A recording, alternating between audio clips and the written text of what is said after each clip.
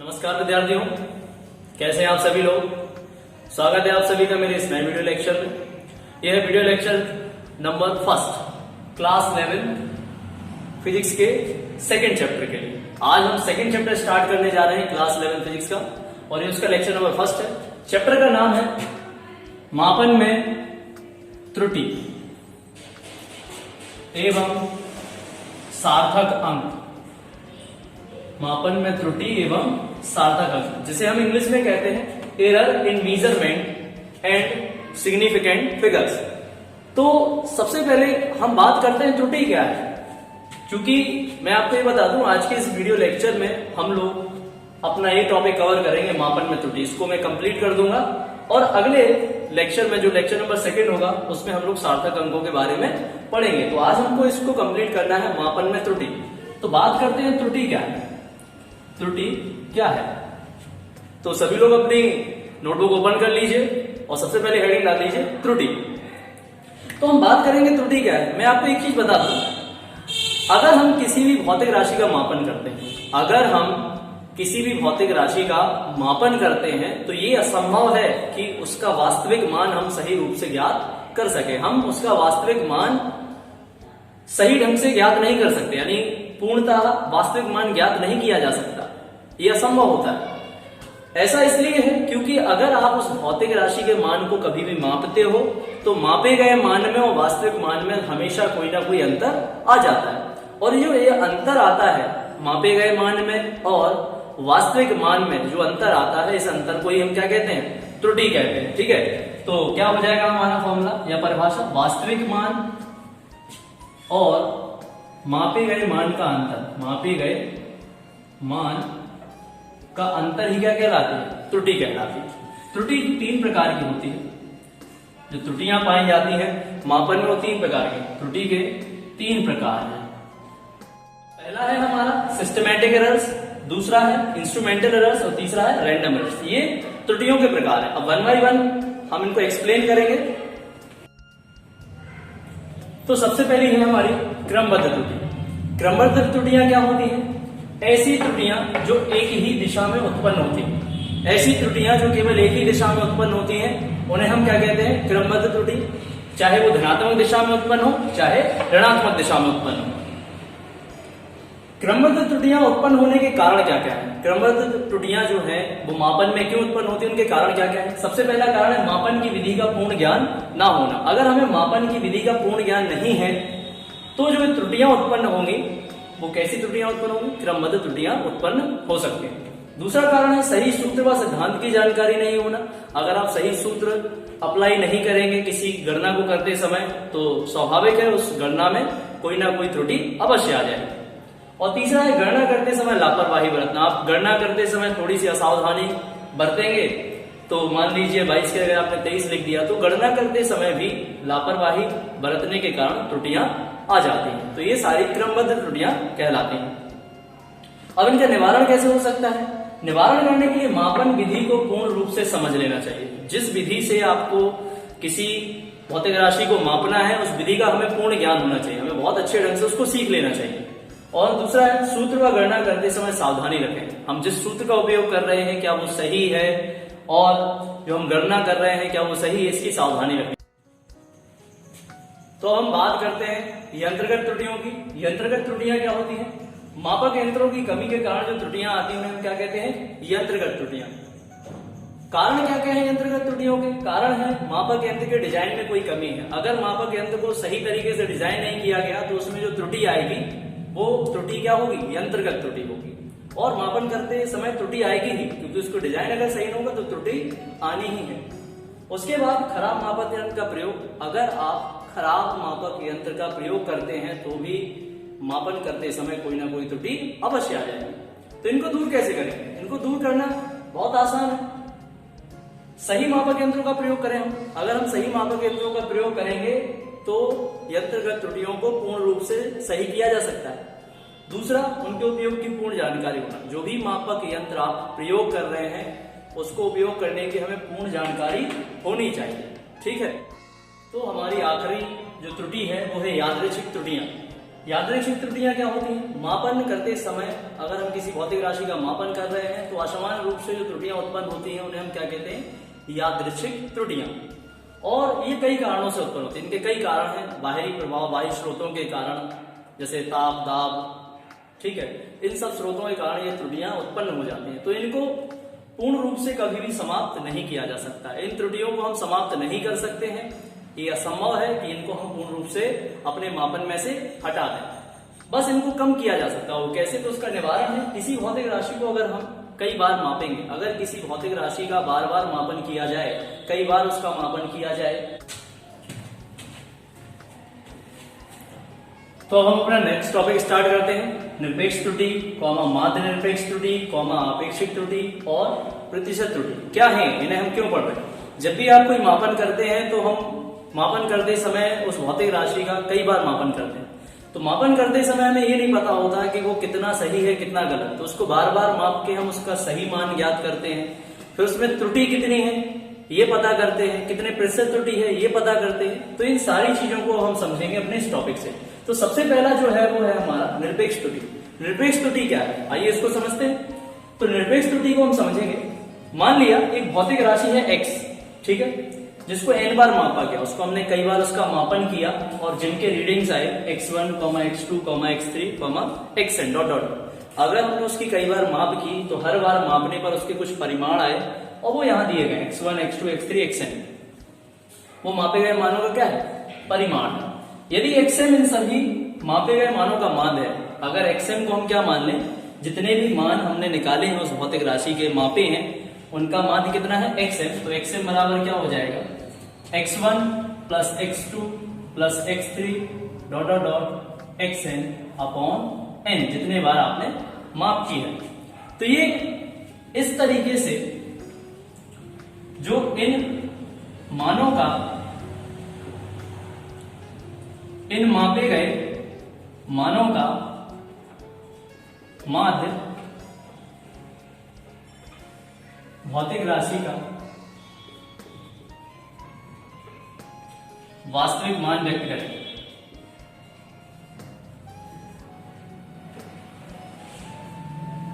भौतिक राशि का वास्तविक मान व्यक्त करेगा। तो वास्तविक मान हमें पता चल गया, वास्तविक इस भौतिक राशि का वास्तविक मान है xm। अब तो निरपेक्ष त्रुटि होती है वास्तविक मान माइनस मापे गए मानों का परिमाण। जो भी वास्तविक मान आपने निकाला है या माध्य मान निकाला है, अगर उसे हम मापे गए मानों से क्या करते हैं, उनका अंतर ज्ञात करें, तो इस प्रकार हम निरपेक्ष त्रुटि ज्ञात कर सकते हैं। जैसे डेल्टा x1 बराबर xm माइनस x1, ठीक इसी प्रकार डेल्टा x2 बराबर xm माइनस x2, इसी प्रकार डेल्टा x3 बराबर xm minus x3 dot dot dot. तो डेल्टा xn बराबर xm माइनस xn। इस प्रकार निरपेक्ष त्रुटि को ज्ञात किया जा सकता है। और delta x1, delta x2, delta x3, delta xn ये सब निरपेक्ष त्रुटि के परिमाणों को व्यक्त कर रहे हैं। जो निरपेक्ष त्रुटियों का कितना परिमाण है उनको delta x1, delta x2, delta x3 और डेल्टा xn के द्वारा व्यक्त किया जा रहा है।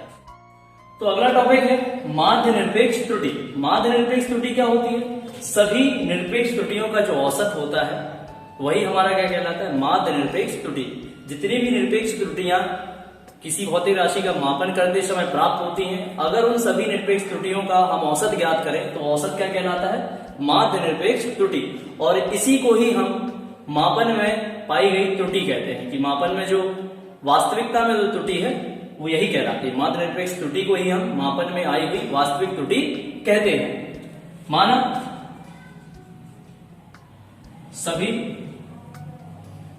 माना डेल्टा x मीन त्रुटियों का, डेल्टा x मीन निरपेक्ष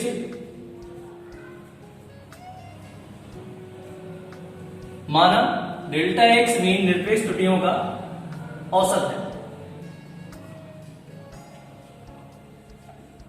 तो डेल्टा एक्स मीन बराबर delta x1 plus delta x2 plus delta x3 dot dot dot plus delta xn upon n, ये हमारा औसत हो गया। और डेल्टा x मीन ही हमारी माध्य निरपेक्ष त्रुटि, किसी भी मापन की माध्य निरपेक्ष त्रुटि उन सभी त्रुटियों का जो औसत आता है, निरपेक्ष त्रुटियों का जो औसत होता है उसके बराबर होती है। और यही हमारे मापन की वास्तविक त्रुटि भी होती है। किसी मापन में आई हुई वास्तविक त्रुटि ही माध्य निरपेक्ष त्रुटि कहलाती है। तो इसके बाद हम बात करेंगे आपेक्षिक त्रुटि। आपेक्षिक त्रुटि क्या होती है? जो किसी भी भौतिक राशि के मापन करते समय माध्य निरपेक्ष त्रुटि एवं उस भौतिक राशि के वास्तविक मान का जो अनुपात होता है उसे हम क्या कहते हैं? आपेक्षिक त्रुटि। जैसे हम लिखते हैं डेल्टा एक्स रिलेटिव माने आपेक्षिक, रिलेटिव एरर भी कहते हैं इसको इंग्लिश में, इसलिए delta X relative equal to माध्य निरपेक्ष त्रुटि कितनी होती है? डेल्टा एक्स मीन अपॉन, जैसे एब्सोल्यूट एरर भी कहा जाता है, तो delta X ABS absolute upon वास्तविक मान क्या है? एक्सएन। क्योंकि जो औसत मान होता है मापे गए मानों का औसत मान, इसको ऐसे भी लिख सकते हैं डेल्टा एक्स मीन बराबर delta x absolute upon x absolute. तो फॉर्मूला क्या हो जाएगा? डेल्टा एक्स रिलेटिव को कहते हैं हम आपेक्षिक, तो आपेक्षिक त्रुटि बराबर माध्य निरपेक्ष त्रुटि, क्योंकि माध्य निरपेक्ष त्रुटि को डेल्टा एक्स मीन से रिप्रेजेंट किया जाता है और वास्तविक मान को एक्सएम से। तो लास्ट टॉपिक है हमारा प्रतिशत त्रुटि। यदि आपेक्षिक त्रुटि को प्रतिशत में व्यक्त कर दिया जाए, प्रतिशत में व्यक्त करें, तो यह प्रतिशत त्रुटि को ही क्या करे? प्रतिशत त्रुटि को ही प्रदर्शित करे। तो प्रतिशत त्रुटि बराबर आपेक्षिक त्रुटि गुणे 100, ये हमारी प्रतिशत त्रुटि होगी। तो फॉर्मूला क्या बन जाएगा? परसेंटेज एरर बराबर delta X mean upon x mean into 100। इस प्रकार से प्रतिशत त्रुटि को क्या किया जा सकता है? व्यक्त किया जा सकता है। तो यहां पर ये त्रुटियों के सारे प्रकार खत्म होते हैं। अब एक उदाहरण के द्वारा इस पूरे को मैं आपको समझाने वाला हूं, कैसे इन्हें उपयोग किया जाता है उसको मैं यहां पर आपको बताऊंगा। तो अभी हम लोगों ने एक टॉपिक पढ़ा था माध्य निरपेक्ष त्रुटि, निरपेक्ष त्रुटि, आपेक्षिक त्रुटि, प्रतिशत त्रुटि। तो इनका क्या उपयोग है और इन्हें हम कैसे अपने सवालों में प्रयोग करते हैं उसका एक उदाहरण यहाँ पर दिया गया है, और इसको मैं सॉल्व करके आपको समझाऊंगा कैसे इन सवालों को हम लगा सकते हैं और कैसे किसी भी प्रयोग में मापन करते समय हम माध्य निरपेक्ष त्रुटि, प्रतिशत त्रुटि और आपेक्षिक त्रुटि को ज्ञात कर सकते हैं। तो एक उदाहरण है, एक प्रयोग है और उस प्रयोग में हमने कांच का अपवर्तनांक ज्ञात किया और कांच के अपवर्तनांक को हमने प्रयोग के द्वारा बार बार मापा, तो हमें कुछ निम्न मान प्राप्त हुए। पहला मान 1.54, दूसरा 1.53, तीसरा 1.44, चौथा 1.54, पांचवा 1.56 और आखिरी 1.45। तो इस तरीके से हमने उसको 6 बार मापा और हमें अलग अलग माप हर बार प्राप्त हुए। तो हमें ज्ञात करना है कांच के अपवर्तनांक का वास्तविक मान। हमने इतने बार अगर अपवर्तनांक को मापा है तो कांच का वास्तविक अपवर्तनांक क्या है। दूसरी चीज ज्ञात करनी है निरपेक्ष त्रुटि प्रत्येक मापे गए मान में, यानी हर बार जो हमने माप ली है इन सब मापों में निरपेक्ष त्रुटि कितनी है, तो हर माप के लिए हमें निरपेक्ष त्रुटि को ज्ञात करना है। अगला है माध्य निरपेक्ष त्रुटि। माध्य निरपेक्ष त्रुटि को ज्ञात करिए, पूरे मापन में कितनी माध्य निरपेक्ष त्रुटि हमारे वास्तविक मान में है उसको ज्ञात करिए। उसके बाद चौथा है आपेक्षिक त्रुटि निकालनी है हमें। पांचवा प्रतिशत त्रुटि ज्ञात कीजिए और छठवां है कि वास्तविक मान जो आपने प्राप्त किया है अपवर्तनांक उसको निरपेक्ष त्रुटि एवं प्रतिशत त्रुटि के साथ लिखना है। तो आइए हम इसका सॉल्यूशन स्टार्ट करते हैं। तो आइए हम सॉल्यूशन को स्टार्ट करते हैं। दिए गए मान है क्रमशः अपवर्तनांक के 1.54, 1.53, 1.44, 1.54, 1.56 एंड 1.45। तो हमें सबसे पहले ज्ञात करना है वास्तविक मान। वास्तविक मान क्या होता है? वास्तविक मान मापे गए मानों का मान। जितने भी मान हमने माप कर ज्ञात किए उनका अगर हम माध्य ज्ञात करते हैं तो वास्तविक मान के बराबर हो जाता है, और वास्तविक मान को हम रिप्रेजेंट करते हैं xm से। तो फॉर्मूला होता है x1 x2 plus x3 plus x4 plus x5 plus x6 upon 6। Total n number है, इसको x1 मान लिया, इसको x2, x3, ये x4, ये x5 और ये हमारा x6। तो सभी को ऐड कर देंगे। 1.54 plus 1.53 plus 1.5, 1.44 plus 1.54 plus 1.56 plus 1.45। अगर आप इनको सॉल्व करोगे तो 1.51 आ जाएगा। ठीक है, आप सभी को ऐड कर लीजिए, उसको 6 से डिवाइड कर दीजिए, तो आंसर कितना आएगा? 1.51। क्योंकि कैलकुलेशन थोड़ा लेंथी हो जाएगी इसलिए मैं उसको डायरेक्टली लिख रहा हूं। आप कर सकते हैं, आप कर लीजिए, आंसर इतना ही आएगा। उसके बाद हम ज्ञात करते हैं, ये हमारा क्या हो गया? वास्तविक मान। वास्तविक मान, तो अपवर्तनांक का वास्तविक मान है, पता चल गया 1.51। अब दूसरा है प्रत्येक माप में निरपेक्ष त्रुटि। तो निरपेक्ष त्रुटि हमें प्रत्येक मान में ज्ञात करनी है। तो फॉर्मूला होता है डेल्टा x1, डेल्टा x बराबर मॉड xm माइनस x1। ठीक है, तो ये फॉर्मूला हो गया हमारा रीडिंग। अब दूसरा पॉइंट है, हम ज्ञात करेंगे प्रत्येक माप में निरपेक्ष त्रुटि। तो प्रत्येक माप में निरपेक्ष त्रुटि को ज्ञात करने के लिए डेल्टा xm बराबर delta xm minus x1। Delta xm कितना है? तो डेल्टा x1 बराबर xm की वैल्यू 1.51 माइनस x1 कितना है? 1.54। मॉड लगा हुआ है, कितना आ जाएगा? 0.03। इसी प्रकार डेल्टा x2 बराबर xm माइनस x2 कितना आ जाएगा? 1.51 माइनस 1.53, तो आ जाएगा 0.02। ठीक है, इसी प्रकार हम और भी मान याद कर सकते हैं। डेल्टा x3 बराबर xm माइनस x3 कितना आ जाएगा? 1.51 माइनस 1.44, ये कितना आ जाएगा? 0.07। इसी प्रकार डेल्टा x4 बराबर क्या हो जाएगा? xm कितना है? अब मैं डायरेक्ट कर रहा हूं, माइनस x4 1.54, तो कितना आ जाएगा? 0.03। x5 क्या आ जाएगा? xm की वैल्यू कितनी है? 1.51 माइनस x5 कितना दिया गया? 1.56, तो यहां पर कितना आ जाएगा? 0.05। इसी प्रकार डेल्टा x6 लास्ट है, xm कितना है? 1.51 माइनस 1.45, तो कितना आ जाएगा? 0.06। तो ये हमारे सारे मान आ गए।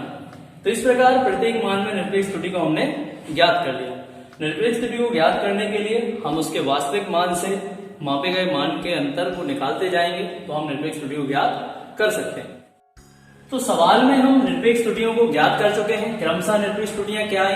प्रत्येक मान में 0.03, delta x2 0.02, delta x3 0.07, delta x4 0.03, delta x5 0.05 और डेल्टा x6 0.06। तो हम ज्ञात करेंगे माध्य निरपेक्ष त्रुटि। तीसरा पॉइंट जो है हमारा माध्य निरपेक्ष त्रुटि। माध्य निरपेक्ष त्रुटि को हमें ज्ञात करना है। तो माध्य निरपेक्ष त्रुटि क्या होती है? सभी निरपेक्ष त्रुटियों का औसत। हम पहले भी लिख चुके हैं। तो delta x mean equal to delta x1 plus delta x2 plus delta x3 plus delta x4 plus delta x5 plus delta S6 total, और टोटल नंबर ऑफ त्रुटि कितनी है 6। तो डेल्टा x1 कितना है 0.03, delta x2 0.02, delta x3 0.07, delta x4 0.03, delta x5 0.05 और delta x6 कितना है 0.06 डिवाइड बाई 6। अगर हम इस पूरे को सॉल्व करेंगे, आप ऐड करके डिवाइड कर सकते हैं डायरेक्टली जोड़िए। 6 5 11 3 14 7 21 और 2 23 23 और 3 26 .26 बटे 6। इसके बाद इसको अगर सॉल्व करेंगे तो कितना आ जाएगा लगभग 0.04 के लगभग। ठीक है, अब भाग करेंगे जाएगा नहीं तो 6 चौका 24.04 के समथिंग आएगा। ठीक है, आप इसको सॉल्व कर सकते हैं। तो ये हमारी क्या आ गई माध्य निरपेक्ष त्रुटि।